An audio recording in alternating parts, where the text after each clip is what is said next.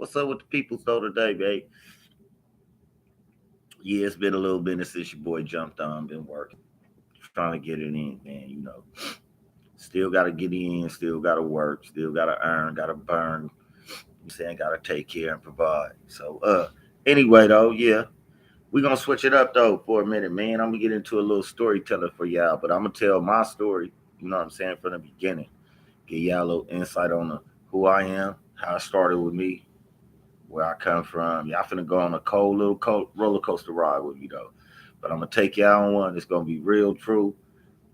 That's it though. So we're gonna sit back for a minute and see if we can let some people tap in. It's crazy. Not too many people tap in, but I got subscribers and I get views and all that. They going up, you know what I'm saying? But what I could ask y'all to do is keep like, subscribing, and sharing for your boy, man. Help your boy help you. You know what I'm saying? Uh, for sure though. Off the muscle though.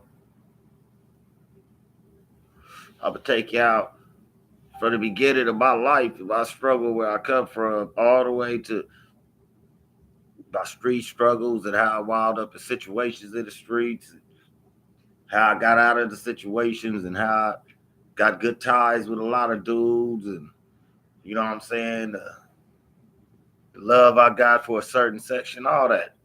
So y'all gonna get inside, but I'm gonna take y'all on a journey from when I was a pup.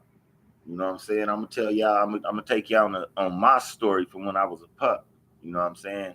From my area and what I seen and what I learned and my experience and my losses and my wins. So y'all go on and chill out for a minute. I'm gonna give it a few minutes, man, while prepare me another story cigarette.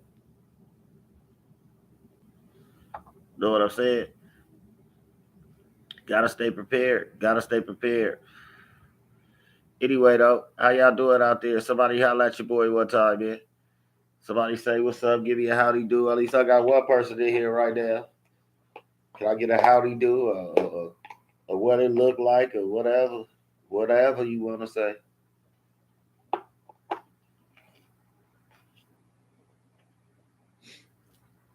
Yeah. I'm going to get vulnerable for y'all one time. I'm going to get vulnerable. Y'all might get a little history out of it. You know what I'm saying? You might learn a thing or two.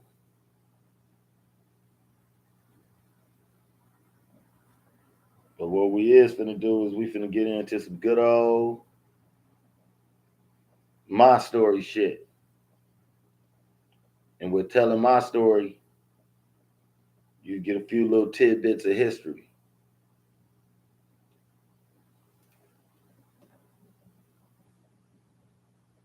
I might drop a few bombs on y'all, a few names. You know what I'm saying? Real names from them streets. You know what I'm saying? That you can go reference. I won't talk their business, but I'll just talk about those that was in my area that played an influence on the way I think, who I believe I am, what I accept, what I don't accept, and how I deal with shit on a daily basis.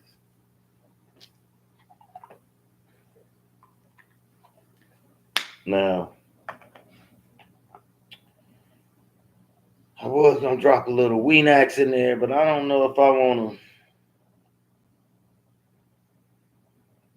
I don't know if I want to blast off right there right now. So we gonna keep this shit simple and motherfucking play.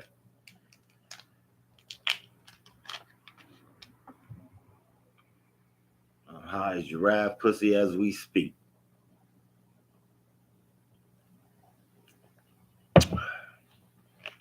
I'm so motherfucking high right now. You can call me Deep Space Motherfucking Nine.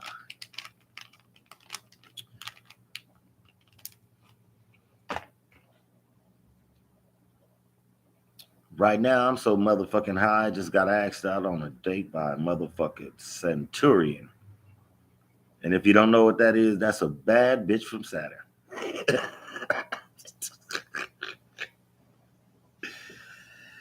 Yeah, I'm high as giraffe pussy. Mm-hmm. Y'all just give me a second to bear with me.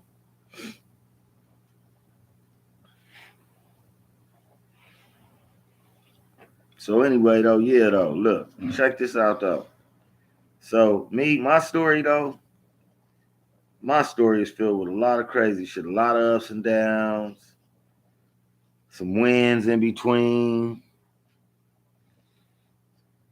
a lot of losses. So I'm sure my story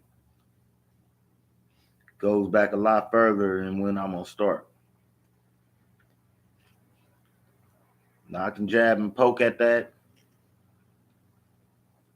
and give you the history on what I was told by my moms and my aunties and uncles and things like that. But we ain't gonna do that. We gonna go from what I remember. We gonna go from what I remember, because what I remember is what shaped me to be who I am, who I was, and who I try not to be today. So as soon as I get this together and I get Bessie ready, then we gonna get into it. Yeah, y'all gotta excuse me though. I know I ain't been dropping like I'm supposed to. For those that's been trying to stay loyal to your boy and check out my videos, I appreciate y'all. 100%. Nothing but love and salutes. And for those that's gonna stumble onto it, show your boy some love, man. Subscribe. Hit that red button for your boy one time. And after you do that, go on and share that for me on the one time. Okay, though. So,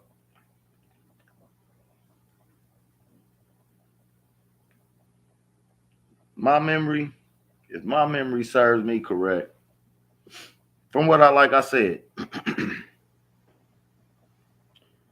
I've been told shit, by older family members, moms and them about different areas, possibly could have lived in or whatnot. But I'm gonna tell you from what I remember from a little head start, kindergarten, first grade type nigga. This is what I remember. Okay, so initially, from what I remember, is growing up in the hundreds of South Central LA. When I say the hundreds, I mean the specific hundreds. I mean the hundreds in between Normandy and Vermont.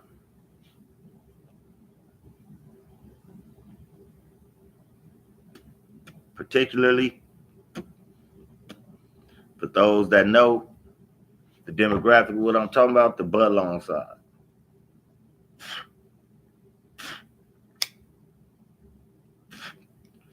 When I was coming up over there, man, it was powerhouses. When I say powerhouses, I mean when the transition to Crip was getting real. When the transition to Crip was taking a hold on everything. Because from talking to OGs, I don't remember it, but from talking to OGs at the time, it was gangs such as the Snaps and uh, other gangs would name such things as the Snaps and all that. So The transition was everybody was getting swallowed up into this Crip movement. Now I ain't old enough to really tell you I was involved with that. None of that. But I had family members and older homies I consider uncles that kind of put me up that I seen when they was youngsters. I was a kid and they was young men, young teenagers, probably finna leave high school. In high school though, or just fresh out of high school. I was a kid though. But I remember these dudes when they was young, you know what I'm saying? And was doing their thing, man, you know what I'm saying? And, and was holding down their area and meant business with whatever they was doing. So I'm over here. I'm staying on 107 in Vermont.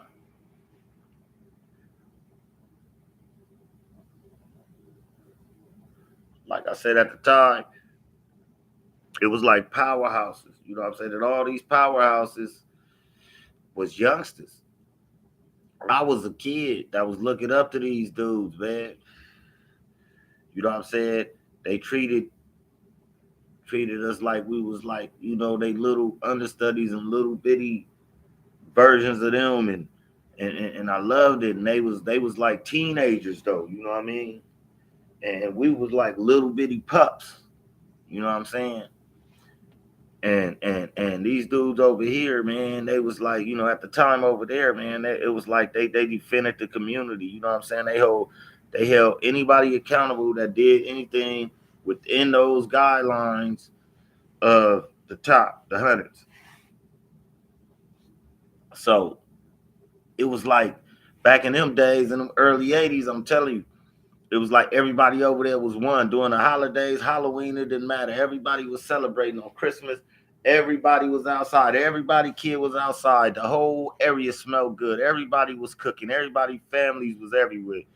It was beautiful. We out there on bikes, skates, excuse me, skateboards. You know what I'm saying? We out there doing our thing. You know what I'm saying? Little remote control cars and little girls with hula hoops and new jump ropes and man, that was when it was popping. Today's time, I don't know. The kids don't be outside on Christmas. They're not outside on Thanksgiving. You don't see families walking around, and you don't see big groups of people on Halloween. You don't see, the kids really have nothing nowadays. See, back then, even though shit was getting real, it wasn't as real as it is now. It was serious. It was on a whole nother level of serious then. But it wasn't as real as it is now. See, first of all, you got to get that. See, where I come from, that's the hundreds. It was treacherous. You know what I'm saying? That's one of the cradles of West Coast activity in a major way. You know what I'm saying? So, our West Side activity in a major way. Trip this though. So all these cats I knew, like Big Moo and all these cats, I got to see these giants in South Central Los Angeles nature. These was giants, you know, Big Diab. It's a lot of names. I don't want to really go into names and all that. But anyway, those that know about the area, they know what I'm talking about. You know what I'm saying? So this was in the early '80s. Big Gus, you know what I'm saying? Gus thing that you know what I'm saying? These was dudes that I considered like uncles and you know what I'm saying, and teachers and they did, you know what I'm saying? They taught us how to keep our tools sharp, you know what I mean? They used to have our little asses out there. These cats would actually pick, am I lying, Tiny? They would pick who their fighter was, right? All and coaches. Am I lying? This is my cousin over here. You know what I'm saying? He ain't really the camera type dude, but if you can hear him, he gonna tell you the real. Did they used to have us out there on under seven squabbing? Yes, sir. No gloves, bare knuckle. Teaching us like you gotta duck, you gotta move, you gotta do all this. It was this one motherfucker I don't know what it was about this weird motherfucker, but I could not get this nigga. What was that? The Tyrone? His cousin was Sherman. Yeah, I don't know what it was. I couldn't get this motherfucker though, but yeah, man. Back then, man, they you know what I'm saying, they was really pumping us up over there. You know what I'm saying? Um, but I'll get deeper with that situation and that all that later on, down in another portion of part of this. But yeah, so we over there, we living, the kids out there. You know, I remember all the parents. We were all like cousins and family. You know what I'm saying? That's the only way we saw each other. You get in trouble, every mom gonna whoop your ass on you. You gonna get about 4 ass whoopings on the way to the house, trying to make it to the house before you get the bigger ass whooping by your mom. That's how it was, and it was like the tribe was actually raising the kids together. But that time, you know, it's gone right now. It ain't lost. It could come back. But right now, it's a problem with that. But anyway, so at that time, you know, it was cool, man. It was lovely. A lot of things was going on. There's a lot of things I could tell you, but I can't just throw it all out there. I gotta grab y'all. I gotta pull y'all in and hear more of this exhilarating and exciting stories. This intricate story about me. This you know that I'm finna tell you about my upbringing and how I lived and came up and what I went through in the rough and mean streets of South Central LA. Tell y'all the real. You know what I'm saying? Y'all know what I'm saying. I'm gonna tell it to the young, I'm gonna tell it to the old, I'm gonna tell it to the rich, and I'm gonna tell it to the poor. One thing I'm gonna do is I'm gonna tell it and I'm gonna tell it real. Anyway, though, back to the nature at hand. Look, so um, I'm watching these powerhouses, man. I can name so many dudes, man, so many names. That's powerhouses. You know what I'm saying? And I mean, as time as the story goes on, I mean, in different sections, different areas, and that I've been around, that I knew personally and know personally, we gonna get all into that. But as far as this first part, we talking about me, my introduction into life, and the way I wound up kind of in the streets, running around, and just kind of, you know, the turmoil I went on in my life, went through in my life, and what made me choose to love the area is so tough that I come from, that I love, ride for, and refuse to hear anybody say anything bad for it, not in my presence, period. So, um, yeah, so, you know, we over there living a happy kids life, holidays going through. We, you know, everybody's going to everybody's house getting plates with their friends and the kids and the cousins, and the Christmas is the same way, Easter, all holidays the same way. We doing our thing. So, you know, as time goes on, we still in the 80s, in the early 80s, we're getting closer to the mid 80s. Gang life, gang culture started to take on.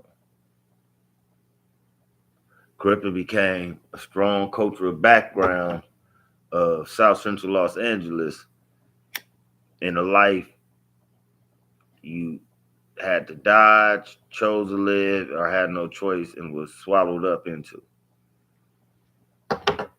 So now it goes from, we still, you know, pretty much trying to, kids trying to be out there, do their thing, during the holidays and after school and all that. You know, I went to Woodcrest Elementary. I'm a Woodcrest baby, and I fly that high. I love that. You know what I'm saying? Woodcrest baby to the max. So, um, you know, we still out there, but it's getting dangerous. It's getting dangerous. Bullets starting to fly around that motherfucker now. You know what I'm saying? Motherfucker got to listen. You hear that? Get your ass low. Get up out of there. Get to the house. Once you get to the house, get your ass on the floor, because after that, it's finna go down. That's how it was. That's how it started being in the mid 80s. You know what I'm saying? As time progressed. You know what I'm saying? It started getting real. But I'm still seeing these real G's, these real generals. You know, I don't and I don't seen them shot, and I done seen other dudes shot. I done seen people shot, noodles blew out. I done seen all type of shit in them streets over there as a youngster growing up. You know what I'm saying? I don't looked out the window and seen gun battles. Done seen niggas running down the street chasing other niggas and niggas busting. I done seen cars flying down the street shooting. You know what I'm saying? I done seen a lot of shit in them early to mid 80s in the streets of South Central LA, especially in them hundreds. You know what I'm saying? You know what I'm saying? I done had to hit the flow many times, as well as my cousins, my friends that I grew up over there with, many times as kids. You know what I'm saying? We out there, and then what makes it so bad? We looking up to them so much that we actually feeling like we was involved in the drive by, which we was, because we could have been hit at any time, life taking that easy. You know what I'm saying? So we seen a lot of shit. Seen people shot. We seen people houses raided. I done seen a lot of y'all don't even know what the battle ram is. Straight up, the battle ram. Boom, boom, boom, boom. The battle, you can't stop it, baby. The battle ram. Yeah, a battle. The battle ram was a tactical unit that the police used to run up in your shit, and it implies just what the name is. It batters your house when it's ramming through the front of your fucking house. Let you have a popping dope house, popping gang house, that motherfucker coming through. I've seen that. I've seen all of that. You know what I'm saying? This is growing up in the 80s. This is growing up in the shady 80s, I'm telling you. Especially in them hundreds. You know what I'm saying? To be honest, I never ever really lived anywhere up out of the crime, but in that I can remember in my life, that I can apply to my life, that I can honestly say I remember outside of another city that I get to, and I let y'all know that because that was a part of my upbringing too. But anyway, look, check it out. So shit getting rough. So we out there, you know what I'm saying? Cars coming through, every other hour, every other day. We gotta hit the motherfucking flow. Cause they coming through, they busting. And I see these cats that's older, my older comrades, they running at the time. I'm a kid. They young men, young teenagers, and that they running. And these cars is coming through shooting at them. And they hitting gates and they hitting the cuts. And they coming up and it's activity. You know what I'm saying? I'm seeing all of this and I'm a kid and it's feeding my mind, and I'm falling into it and I'm loving it. You know what I'm saying? It's like a Rambo movie to me with black people. You know what I'm saying? So this is all the things that I'm seeing in these 80s. So, time go on, it gets worse and worse. And on this one particular day, me, my sister, and my boy Papa, he lived in the same apartments that I lived in on 107th Street. I believe we went to the store. Now it was just gunplay around that motherfucker earlier that day. But we young, we gonna slide through. You know what I'm saying? We gonna slide through and we ain't got a trip. Ain't nobody gonna be trying to shoot at us or none of that. So we make it to the store. Around on Budlong and 106. We on our way back. Halfway up the street, boom, it go down.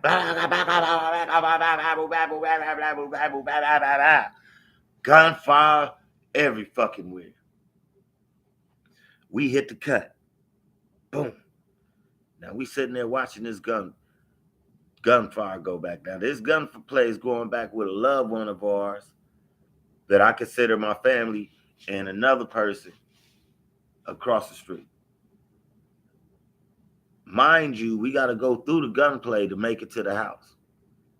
It starts to rain. It's cloudy. It's a fucked up day. I got a bad feeling. So I'm telling Pop and my sister, look, let's go through the back, through the gate, and we can go through the alley and go through the back and make it to the house. They like, nah, because they can't see really. Me too, honestly. We can't see who's shooting. We can just see the gunplay. We can hear the gunplay. And it's right somewhere near us, either in the front or in the back. So I'm like, but some's telling me that, nah, the gunplay is going down right here in front of us. So we looking, trying to see who's shooting. We can't see. I'm pleading with them. Let's go through the back. I'm telling y'all, they not listening. Nah, let's go through the front. So for a second, I guess when the shooting stopped, that was the reloading session, right? When I say, nah, let's go through the back, I look up, I see my sister and Papa, they break running. Now I can see the dude come up out the bushes that's shooting now. Now I can see where it's coming from. I break running behind him. Gunfire presumes. My loved one and this person is shooting at each other. The guy across the street that's shooting at my loved one, he has no care because he know that we the loved ones and he's out to hurt anybody in that area at the time. He starts aiming at them. I run. He's aiming at me. I push my sister. I get hit in the neck. Now at the time, mind you, I'm about 8 years old. About 8 years old, Tiny, when that shit happened. About 8 years old. I don't know nothing about being shot. Mind you, I'm hitting the neck. I'm 8 years old. Gunfire don't stop. Gunplay don't stop. He's still busting. I think I tripped, but I didn't. I'm hit. So my body immediately go to shock. I hit the ground. I lose all function. I can't move. I lose all mobility. I can't move at all. All I could do is kind of like move my eyes and look around. Now my sister and Papa, they screaming at me. They like, he's still shooting. He's shooting towards the ground. I can see the dust flying up. And I'm trying to get up, but I can't move. Now this the killer shit. This the killer shit. This is when I knew I was shot. Oh, this the trigger. This the trigger.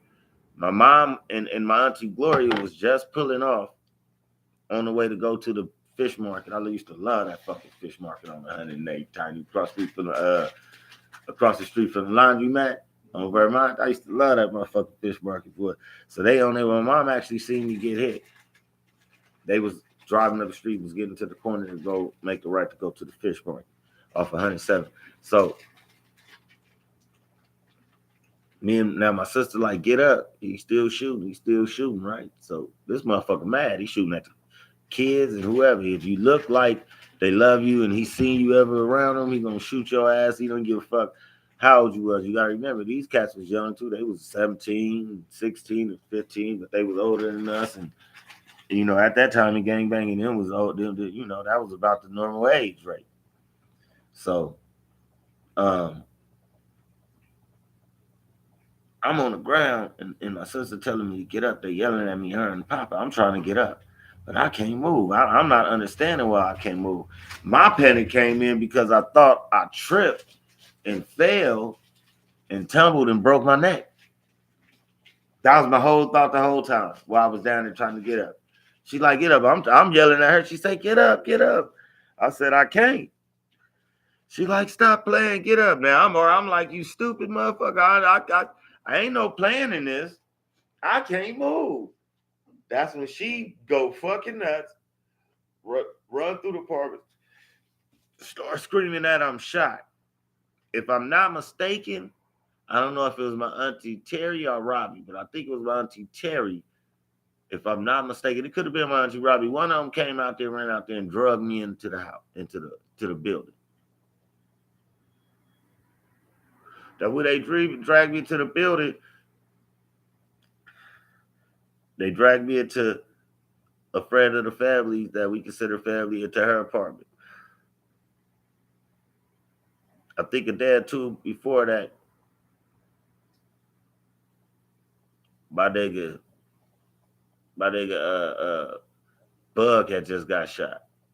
Yeah, he did just got shot right up the street earlier that day. Earlier that week.